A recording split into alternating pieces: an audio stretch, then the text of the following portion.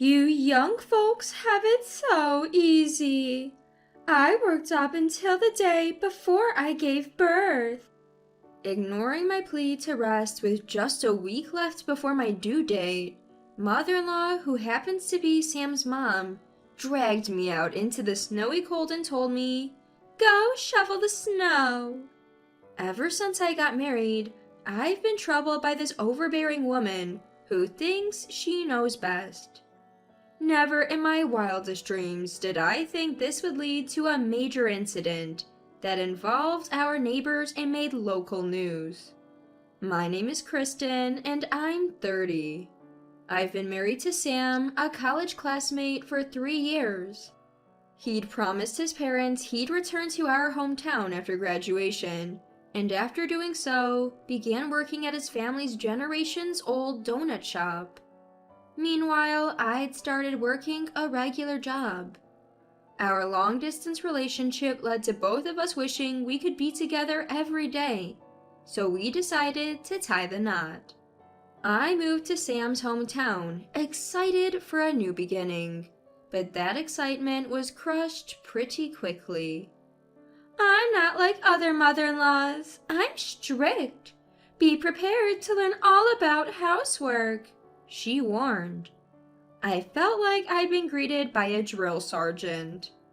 While Sam and his father are generally quiet people, his mother has a piercing voice that echoes loudly. As someone who suffers from migraines, her voice was torturous to my head. She'd wanted Sam to marry someone from a similar business background. However, Sam firmly told her, "If you don't accept my marriage to Kristen, I won't continue the family business." Reluctantly, she agreed.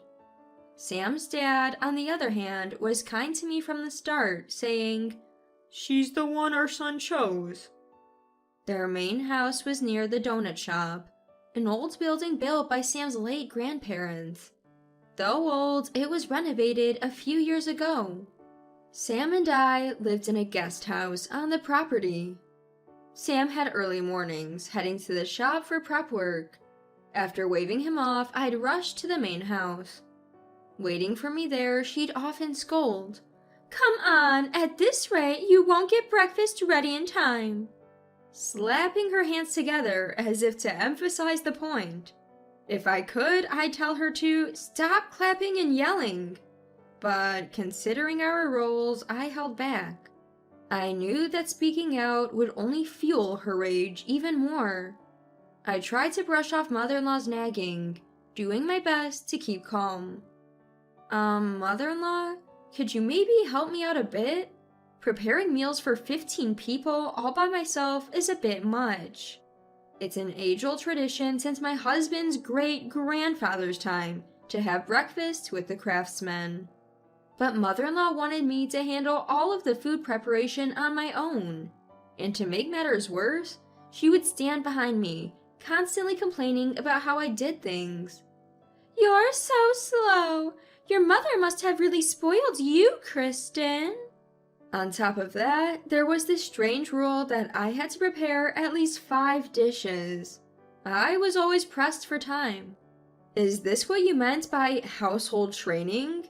If this is going to be an everyday thing, I don't know if I can handle it. About an hour before the store opened, people started pouring in. "Oh, everything looks so delicious today." "It must have been tough preparing all this so early in the morning," Sam and the craftsman commented with sympathy. Their kindness was heartwarming, but then there were frustrating moments. "It's no big deal. Kristen is so laid back that I ended up doing most of the cooking again today." The way mother-in-law said it, as if she was the one who did everything, really got on my nerves. That night, when I was alone with Sam, I told him, "Your mom is so tough on me. She yelled at me again today. Is this what our future looks like?" Seeing me so disheartened, he replied, "I'm really sorry about my mom.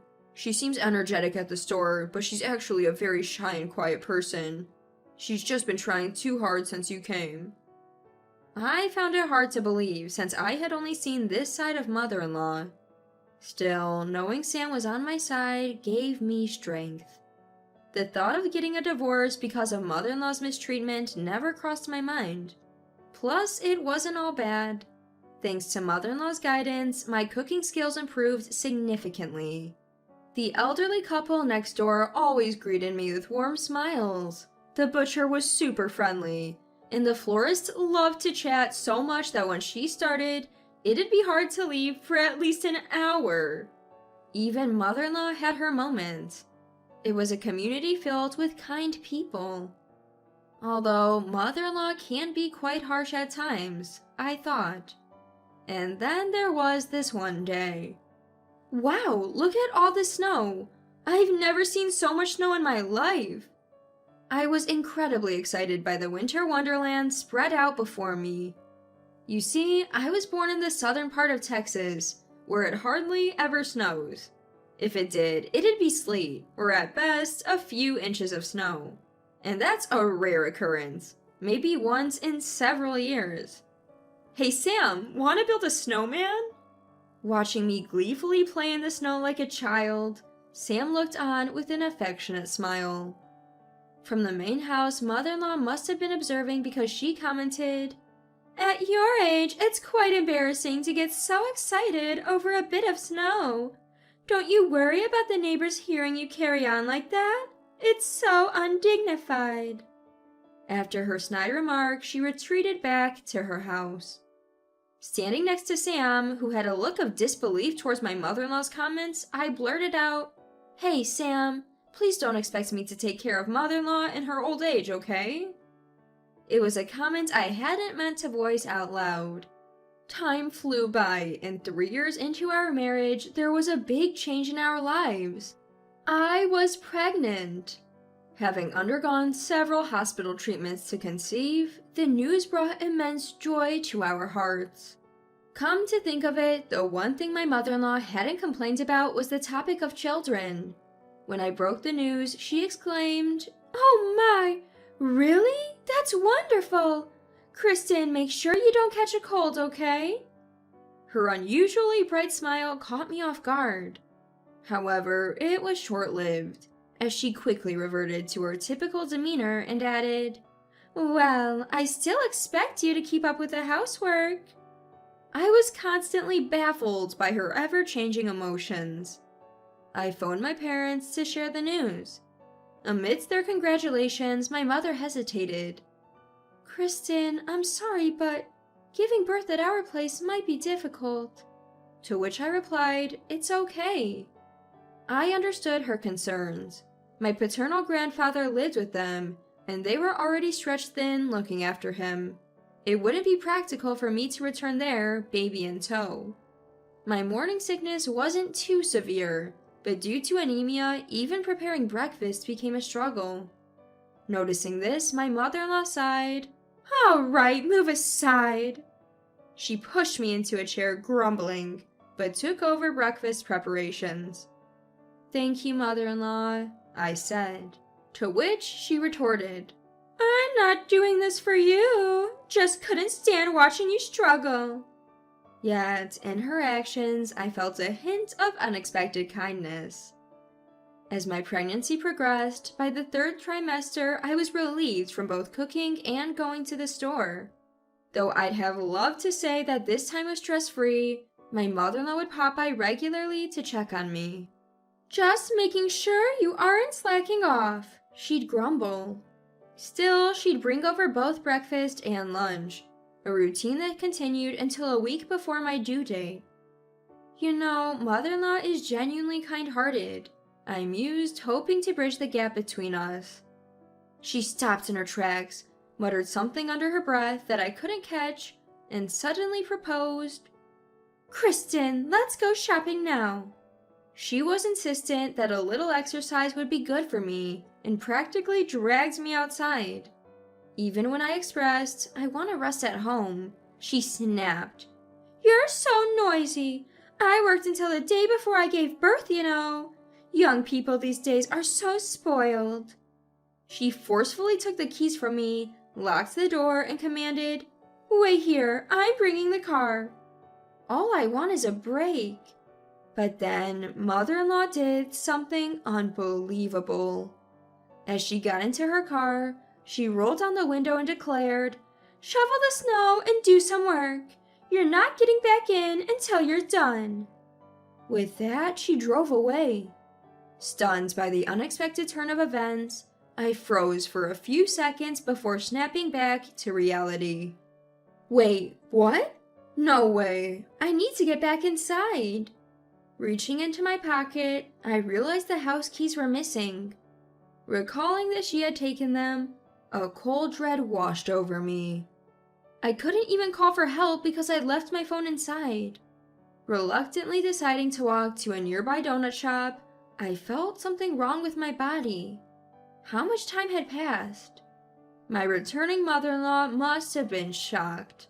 An ambulance was parked on our property. Surrounding me were doctors, nurses, and a few neighbors. Sam and my father-in-law rushed over, their faces filled with concern. Above me, voices rang out. Who in their right mind would lock out Kristen, who's about to give birth? I'm so sorry. Mother-in-law apologized as the two of them scolded her. But honestly, I had bigger things on my mind. Frustrated by the noise, I shouted, "Enough! Save the lectures for later." A doctor chimed in, "Please be quiet, she's about to give birth." I had just started walking to the shop when I felt warmth between my legs, realizing immediately that my water had broken. Panicking, I cried out, and an elderly couple from next door came to my aid. A major event was happening nearby, and the ambulance got stuck in traffic. Our neighbor used to be a certified professional midwife, one of them mentioned, and it felt like a miracle when a friend arrived to help. By the time the ambulance arrived, I was fully dilated. By then, Sam and the others had also arrived, and I ended up giving birth at home. Minutes later, our long-awaited child was born, crying heartily. The baby and I were immediately transported by ambulance. A TV crew covering the nearby event happened to pass by our home. That evening, our story titled, "A Local's Miracle Birth," aired for a few minutes on local news. A few days later, someone came to visit me in the hospital. Kristen, With tears on the brink of spilling, mother-in-law stood before me. I gazed at her, then said, "Did you see the baby?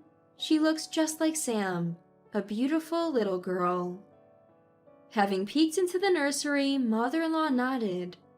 "But, I was terrified thinking that she might not have made it. Do you truly understand the gravity of what you did, mother-in-law?" Mother-in-law looked down, saying nothing. "After what happened, I immediately asked my husband for a divorce, but he told me to talk to you, Kristen."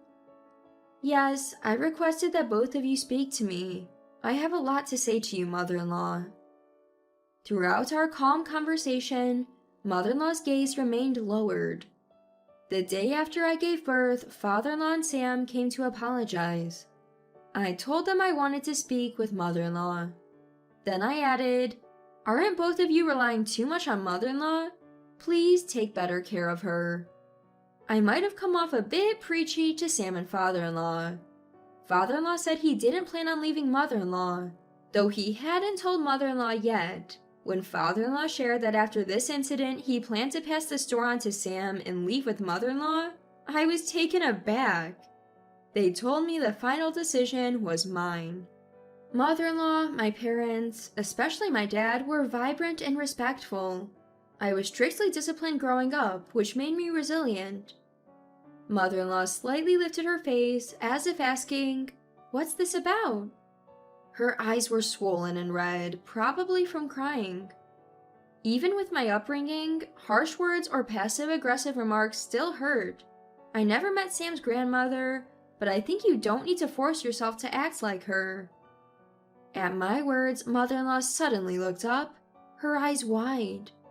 In fact, I had realized a while ago that mother-in-law might actually be a kind person at heart.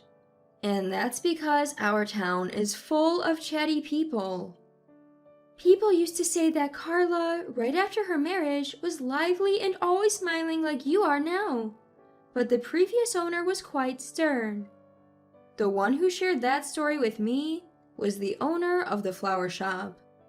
Turns out the donut shop was originally started by Sam's late step-grandmother's parents.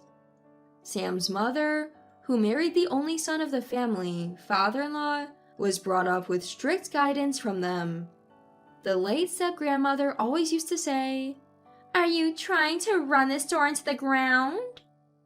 Apparently, Sam's mother struggled for a long time to have a child, and Sam was the child she finally had. When Sam introduced me, a woman from an ordinary family just like her, she was really flustered. "Never let the shop fail." Those words haunted her even after her stepmother passed away. "I was strict with you because I didn't want you to run away, thinking you've had enough of me," she told me. I responded, "That wouldn't happen. I love Sam. But you loved father-in-law too. That's why you're still here, right?" I gave her a little smile, and tears streamed down her face. "The previous owner always told me to show dignity and not to laugh too much. So, when you mentioned that I was kind that day, I heard her voice in my head telling me to be more stern. Silly, right?" After thinking for a bit, I said, "I'm not sure what the right way to be an owner is, but as a customer, I'd prefer a smiling face." Mother-in-law with a stern face wasn't bad, but when she smiled upon hearing I was pregnant, she looked wonderful. That's how she should always be. "I have a few requests, mother-in-law. Let's prepare breakfast together. And you don't need to raise your voice. I can hear you just fine. Oh, and I don't like it when you clap your hands, and..." "Wait, there's more, Kristen?" We both burst into laughter. Years later, I still work at the donut shop. "Mother-in-law, how many more omelets should I make?" "Well, Sarah eats a lot, so maybe make 2 more? Could you, dear?" Our daughter Sarah, born from that time, is now 4 years old. Mother-in-law has become more affectionate towards me. Every morning we cook breakfast together cheerfully. What used to be a quiet dining table is now so lively. It's almost too noisy, and even the staff seem happy about it. That day, the reason mother-in-law was late was because she got caught up chatting with the flower shop owner and then got stuck in traffic on her way home. Rumors spread for a while that mother-in-law had kicked me out, but I quickly set things straight. That's not what happened. I just forgot I gave mother-in-law a key. Word spread fast from the florist owner, and any bad talk about mother-in-law disappeared. My father-in-law began spending more time with mother-in-law. He left the store in Sam and the craftsman's hands, and the two of them started going out together more often. People in town began to say, "Carla seems brighter lately, like she's shaken off a bad spirit." New customers flocked in, and business was booming. Every winter, the town is blanketed in snow. "It's piled up again this year. Sarah, are you up for our annual competition?" I say with a grin, and my daughter Sarah responds with determination, "I won't lose." "Oh boy," Sam mutters as he steps outside. Our yearly snowman building contest begins. From the main house, mother-in-law emerges saying, "I'm on Team Sarah." Sarah's words make mother-in-law smile brightly. "Maybe I'll just watch," mother-in-law says playfully. To which I respond, "Mother-in-law, you can't forget our promise." With a smile I add, "And don't worry about me. But Sam, instead of standing there, grab an extra jacket for me." I had made a request to mother-in-law at the hospital after that fateful day. "When Sarah grows up, I want you to make snowmen with her. I hope you'll be the kind and loving grandmother I know you can be." I remember how she had cried hearing those words. Now I'm expecting our second child. We recently found out it's a boy, and Sarah will soon have a little brother. Every day, Sarah lovingly strokes my belly, impatiently asking, "Is it time yet?" I'm sure she'll be a great big sister. I don't plan on going back to my hometown for the delivery this time. After Sarah was born, mother-in-law often supported me with child rearing during her breaks from work. She's already looking forward to the arrival of the newborn, saying, "It's been a while, I can't wait." She's become a second mother to me, someone I deeply rely on. Despite the challenges, I plan to enjoy my life here, with the land and its people.